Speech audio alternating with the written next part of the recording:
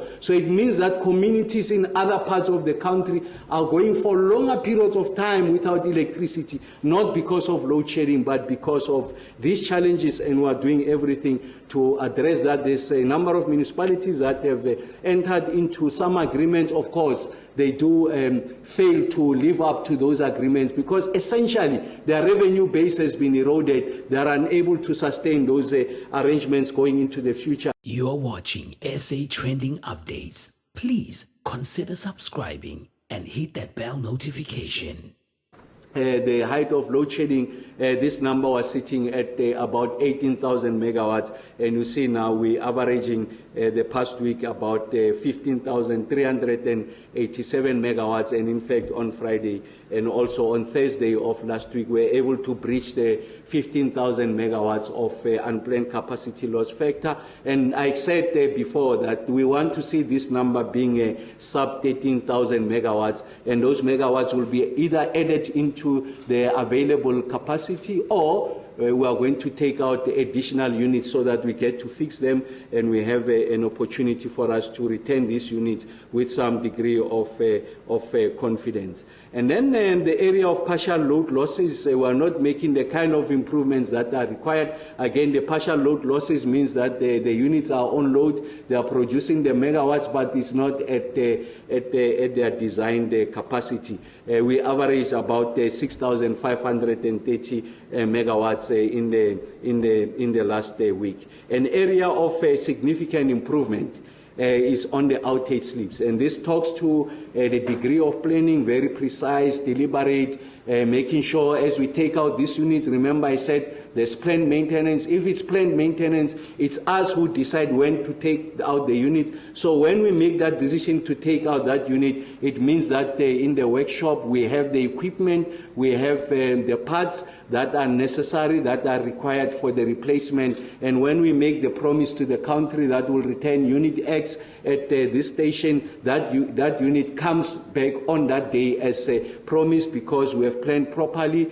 and the personnel, the equipment, the spare parts are available, and we're able to replace, fix it, and then return it. And remember, when I was here the last time, we're sitting upwards of 2,000 megawatts. When we started very early in May, this number was significantly higher. Now we're at 766 megawatts. And really I commend our team led by Mr. Numalo for the excellent work that they are doing. And it's as a result of leadership, and this leadership is beginning to have an appreciation of planning as a function of the resolution of this energy crisis in the country. Like I said, it's important that we have a baseline. A baseline essentially is a reference point when we want to have an appreciation of the kind of improvements or lack of improvements we are making. It must be a function of some baseline. So what is that baseline? So the baseline, we said we agreed that we are going to use May 2023 as our baseline.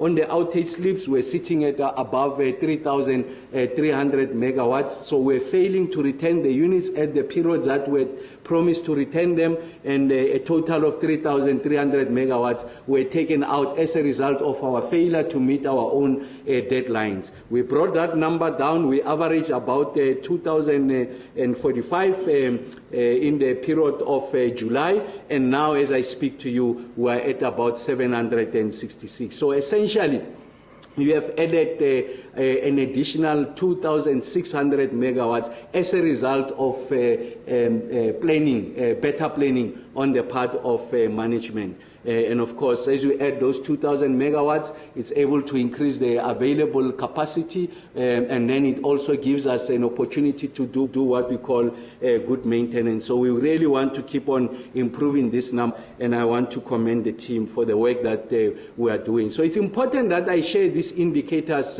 with the general public so that there's a greater appreciation that all the matrices or the unit of measure in terms of the improvement of generating capacity are all positive. And of course, on the outage slips, the lower it is, it means that it is positive. We are heading in the right direction. Again, on the issues with regards to planned outages, I've shared with you the work that we are doing. In May, we're sitting at about 3,400. Now, because of the improvements we are making, we are adding another 1,000 megawatts of the units we are taking out, so that we give ourselves time to fix these units. As we return them, they are reliable. They produce at the percentages that are closer to or approximate their design capacity, and that means that the system becomes more reliable. We have megawatts that are consistent. We are able to support the South African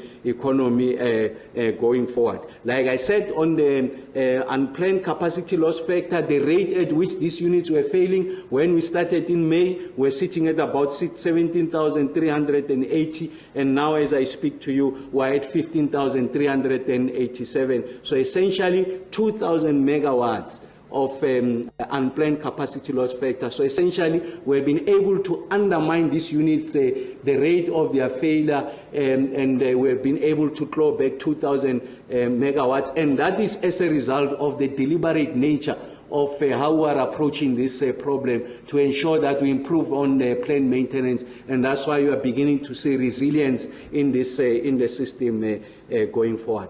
And then, like I promised, I want to share with you the area around distribution. I must say that we are encountering significant challenges in this area. Municipalities are owing ESCOM an inordinate amount of money. So the overdue debt is sitting at about 63.2 billion rands. The top 20 municipalities alone, they account for 77% of that, about 48 billion rands. And the growth of this debt year to date, it's about 4.7 billion rands. So it means that we're adding more and more debt to ESCOM and undermining ESCOM's ability to invest money in the generation, the transmission, and also distribution, because remember that we're still in the exercise of making sure that we create unique entities that reports to the group that is called ESCOM. You know the work we're doing on the transmission side, the work we're doing on the distribution side, but this just adds to erode the bottom line of ESCOM. So ESCOM is not in a position to respond to these challenges because of the debt that is throttling its ability to be able to respond to the challenges. A significant amount of work is being done to address these challenges. And like I said, to my point earlier on, there are communities, as I speak to you, they don't have electricity, not because of load shedding, but because of failures of transformers, because of failure of substations. I mean, just to give you an indication, just the Vaal area, the area of the Vaal there, there's about 680 transformers that the ESCOM has installed. About 367 of them had to be replaced, or 680 transformers that they had failed and required attention. 367 of those 680, ESCOM has already replaced them, and about 313 of them are in the process of being replaced. And it's worrying to mention that 33 of those that have already been replaced are repeat failures. So as ESCOM comes and makes this intervention, it's a capex, they run into a similar problem much later in the future. What does this do? It just takes out all the maintenance budget that ESCOM would have directed at the replenishment of these assets. It's concentrated in one area, and in the majority of these instances, you find a situation where people are not paying for consumption. So it's an area that is going to receive attention going forward. Again, in the Vaal area, 13 mini-subs had failed, 11 has already been replaced, and 2 are outstanding. I'm just isolating that as one example, but this is prevalent across the length and breadth of the country, and that's why it's important that we have to do something to resolve this. And the conversation we're having with our colleagues from distribution, we're having with National Treasury and SALGA to find a sustainable solution of ensuring that, one, we undermine, if you like, non-technical losses. So people who are just consuming and not paying for their consumption. Of course, there are those that are indigent. There's a package that is directed to indigent. There's a facility that is made available so that they get a particular threshold of free electricity over a period of time. Those will not be affected. But we're essentially talking about those who can afford and are not paying, and those who are making illegal connections. And these are overburdening the infrastructure, and that's why we are seeing the increased rate of failure. It also has implications on what we call the notified maximum demand, NMD. Notified maximum demand essentially is a contracted amount of megawatts that municipality X says they want to get from Eskom. As a result of the exponential growth of, if you like, communities, industry coming into the space, and also illegal connections in the main, you find that the municipalities are exceeding that. And how Eskom works is that on the basis of that notifiable maximum demand, they are able to make a determination on the capacity of the assets that are required to be able to support this demand. Once we exceed it, once there's illegal connections, once there's what we call izinyoka, it places a significant burden on this infrastructure. The infrastructure fails, and who are the major casualties? It's the good paying residents, it's the poor who are registered on the indigent, and it's also industry that is not able to produce. As a result, some of the industries in the areas of Lichtenberg, Inditsobotla, have come out public that they're considering relocation and or closing as a result of demand that is unserviced because of the failing infrastructure that has got a disproportionate impact on the capacity of that space to be able to provide the employment opportunities, and as a result, people will migrate to other areas of opportunity, and then the municipality's revenue base is going to be eroded. And therefore it becomes financially unviable, and those spaces cannot be spoken of in economic terms. So the point I'm simply trying to make is that this has got significant implications, and we're trying to address that. On the distribution side, I always make the point we are addressing the 4 Ds. The first one is around decarbonization. So we know that we have removed the cap on embedded generation. We are seeing a great deal of private sector interest, a significant appetite, almost insatiable. We have 66 gigawatts rather of pipeline of projects by private sector at various stages of project life cycle, and those contributes towards our decarbonization agenda. We're seeing also the proliferation of solar PV households as a part of taking advantage of these measures that have been introduced by the Minister of Finance, beginning to roll out a PV solution. Even the state will be coming into that space, retrofitting some of our buildings. And then there's a need for us to be able to democratize that space to make sure that we are able to make transactions by private parties possible. And that's why we are seeing the issues around the requirements for wheeling. There's a project developer, one end of the province, one end of the city. There's a wheeling off-taker, the other end of the city. They need to transport those electrons, and that's what we call wheeling. That arrangement of having access to existing infrastructure, either by Eskom and or the municipality to transport the electrons, is made available, and that's an exercise of wheeling. We're working on that. And then there's issues around the decentralization. We're seeing the emergence of microgrid, and also that is important just to protect the integrity of the grid so that there's not a single point of failure is something that is coming up, and also the issue of digitization with regards to grid systems and modernization, so that from a systems point of view, we've got a helicopter view and appreciation of what is happening on the grid, and we also have opportunities to manage the grid in a fashion that makes it possible for us to continue to provide a sustainable supply of electricity. And then there are attended challenges. They are not necessarily all of them structural, but these are challenges that have proven to be stubborn on the distribution side, and we are doing everything to address it. Chief amongst those is the municipal debt. is the elephant in the room. Like I said, 63 billion rand continues to grow. Year-to-date growth is about 4.2 billion rand. And in fact, we know that at the rate at which we're experiencing this, even the growth, the annual growth of municipal debt is going to increase and increase exponentially. That makes places a burden on Eskom. It's something that requires attention, and I did make the point that as part of work stream number 10, working with the key stakeholders, Eskom, Salga, were at the table having this conversation, of course, spearheaded by the ministry. There are issues of losses, both technical and non-technical losses. On the non-technical losses, is people who are just connecting illegally.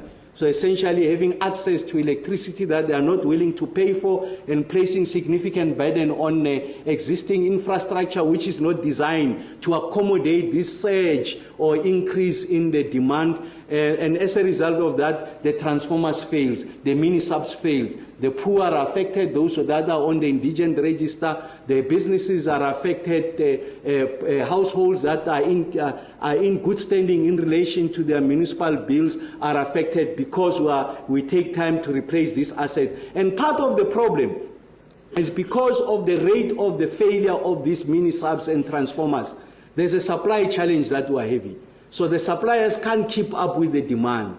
And part of the problem with this demand is that this demand can't be planned for. Can't be planned for because we don't know at which point is this transformer going to fail, because we don't know who's connecting illegally. Otherwise, the team will be able to plan and give an indication to industry. This is demand, and industry can make the necessary investment, capital investment, to expand production so that they are able to meet this new demand. But this demand comes as and when the units are failing, and that's why it's important that we need to address this. There are issues around income versus cost of sale. This is an area that requires attention. Of course, it's got tariff implications, but we need to have an honest conversation about what some of these challenges are. And we are seeing that there's a decline in sale and there's a need for revenue augmentation. So if you talk to municipalities, as you know, the configuration of the revenue streams of municipalities, especially our big metros, a significant part of their incomes is coming from the sale of electricity. And because they are placing a surcharge, an additional percentage on what Eskom is charging them, there's an additional income stream. They are able to distribute it to poor communities, to invest in infrastructure. Because they are selling less as a result of load shedding, they are selling less as a result of the failing of this infrastructure, there's less money coming, and these municipalities are becoming increasingly illiquid, and therefore they can't meet their obligation, including first to their employees, to infrastructure, and in particular in this instance to the assets that Eskom has made available to make sure that we are able to address the issues around distribution. Like I said, the debts are totaling over 63 billion rands. The top 20 municipalities account for 77% of that. So it's important that we have an honest conversation.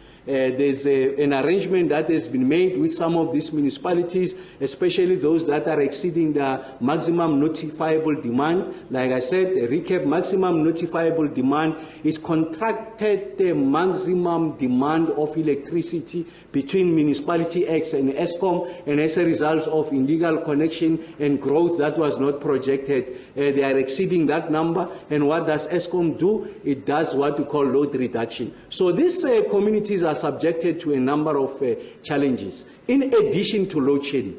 And of course, we are making every effort to resolve that, and I've said that we are confident of resolving that challenge. They are subjected to issues around load reduction, because you must distribute the load so that you are able to accommodate for capacity, for demand that exceeds the capacity that these assets have been designed for. So it means that communities in other parts of the country are going for longer periods of time without electricity, not because of load shedding, but because of these challenges, and we are doing everything to address that. There's a number of municipalities that have entered into some agreements. Of course, they do failed to live up to those agreements because essentially their revenue base has been eroded. They are unable to sustain those arrangements going into the future. It's a liquidity problem, it's an economic problem outside the challenges of ESCOM and load shedding that requires a bigger conversation beyond the conversation on electricity, the replacement of the assets, and the cost is to make those spaces economically viable. Of course, a key ingredient in that is to make sure that there's quality, reliable electricity supply, and that's why we're doing on the side of the ministry to address this challenge. Like I said, 28 payments plans have been made in place, been put in place with a number of municipalities. Of course, some of the metros continue to owe the municipality, and then some of the metros continue to owe ESCOM, I'm sorry, and then some of the payments are made late. I'm elevating this without necessarily mentioning who are those municipalities to say there's a bigger problem. There's a problem of the financial unsustainability of the municipal spaces as we know them. And they've got huge implications on the ability of ESCOM to ensure that we are able to replenish the distribution infrastructure. So the message I'm trying to convey is that when we get to a situation where we have resolved load shedding, it doesn't follow that communities are going to have electricity as a result of the failing of these assets. And that's why we're having 3 lanes in the conversation, parallel lanes. We're resolving the generation, and that's the part we share with you consistently, religiously on a Sunday morning. We're resolving the transmission side. It's principally the financing of that transmission, and we're resolving the distribution side. It's both financing, it's the state of municipality, it's also consumer behavior and acts of illegality that are undermining our ability to be able to provide sustainable electricity supply. So we thought that we must elevate the issues around the issues of distribution. Like I said, we are still working on finding answers on how we are resolving that. But the comfort we want to give to communities is that we are attending to all of these problems. We are not waiting to resolve load shedding and then much later we go and address the distribution side. We are addressing the entire ecosystem so that we have a foolproof, comprehensive solution on the resolution of the energy problem, electricity problem in the country. When we say load shedding is over, no community should be subjected to instances where they don't have electricity because a mini sub or a transformer is failed. We have addressed those issues. Thank you very much, Teacher.